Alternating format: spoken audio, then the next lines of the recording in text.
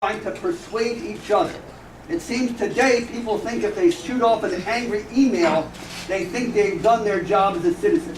And what we do every Saturday morning is we test out our opinions, we hear those who disagree with us, and then either we persuade them, they persuade us, or we feel more strongly. But it's a very useful art, sitting over breakfast with other people and talking about things. We Americans used to do it all the time, but it's new, it's something new. And one Wednesday a month we normally have a movie, but because I met a fellow called Phil Barnett, an actor, a very creative and persuasive actor in Summers Point, said, well, why just have a movie when you could have a live theatrical production? And next thing I know, here we are tonight, and he'll be presenting that program very shortly. One thing I'd like to do by a show of hands is we always do various things to try to encourage people to come to our events. We have ads on the radio, we have email, we have word of mouth, we have a newsletter. So just by a show of hands, how many people are here tonight because you got the Liberty and Prosperity email sent to you and you saw it that way?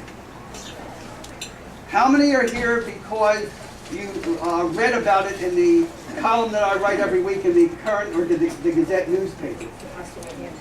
Okay. How many people are here tonight because you heard one of our radio spots on the radio, either on Rush Limbaugh or we have okay, thank you very much. And actually, let me, how many heard about this on 10:60 a.m. or 10:20 a.m. in Ocean City with Larry Truly or Dan Klein? How many heard this on 1340, the Rush Limbaugh program? Well, if anyone's or maybe some might not want to admit it. How many heard it on?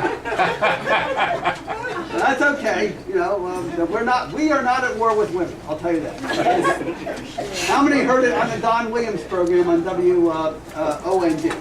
And how many heard it because they listened to WVLT 92.1, Cruise in 92.1 in Vineland on the Saturday morning?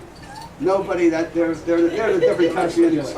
All right. So anyway, so I just want to welcome you to libertyandprosperity.org. My name is Seth Grossmand. I'm the executive director. Let me turn the microphone over to my boss and president, Dennis Mahon.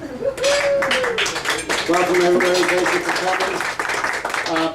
We have a lot of new faces here that don't know what Liberty and Prosperity is. So I'm just going to go over a few. We have 10 principles. If you agree, shout out. Let everybody else in the restaurant know. If you don't, well, we'll just move on. No eminent domain for private gain. Yes. This is where the government comes in and takes your property for not public use. It's to give it over to a contractor or somebody else to build up something that shouldn't. Enforce our federal immigration laws. No amnesty, deport illegal aliens. Yes. Yes. Make tax and zoning laws fair, simple, and apply them equally to everyone. Yes. Cut government taxes. Cut taxes by cutting government spending. Yes. Post all government salaries, contracts, and budgets online. Yes. Repudiate all government debts incurred without voter approval in violation of our state constitution. Yes. And I was asking before, does anybody know what the state debt is? The total state debt? 180 billion. Billion. $180 billion. Not 38 that you see in the press. Do you think that'll ever be paid back? No. No. Repudiate all federal government debts not permitted by Article 1, Section 8 of our federal Constitution. Yes. Bring government of the people, by the people, and for the people back to our public schools and local governments. Yeah. Hold frequent non-binding referendums on all issues of public importance. Yes. Term limits for all elected officials, pensions for none. Yes. Make a public audit of the Federal Reserve banking system. Yes. So what does LNP do? We try to teach the meaning of liberty that leads to our prosperity, our state motto. If you can hold up the state flag a second. If you see this flag, just let me have the other. we have liberty and we have prosperity on it. And then we have the funny red hat on there. Does anybody know what that hat's for? Well, back in the Roman days, when the Roman got slave got freed, he wore that to show that he was free. And that's part of our state constitution and our state flag. How many constitutions has New Jersey had? Would you believe that we've had 3 constitutions since 1776? We had the one in 1776, 1844, and 1947. Why did we have the last 2 constitutions? We were broke. We had no more money. And where are we today? In the exact same position. So are we learning from our mistakes? No. So we tried to have people, over the years we've had a lot of accomplishments.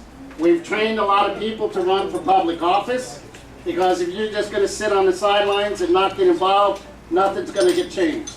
So we got to get involved. We're considered a major Tea Party group, and we've been around since the Tea Party group. We were formed in 2003, and we've been out there trying to educate New Jerseyans over everything.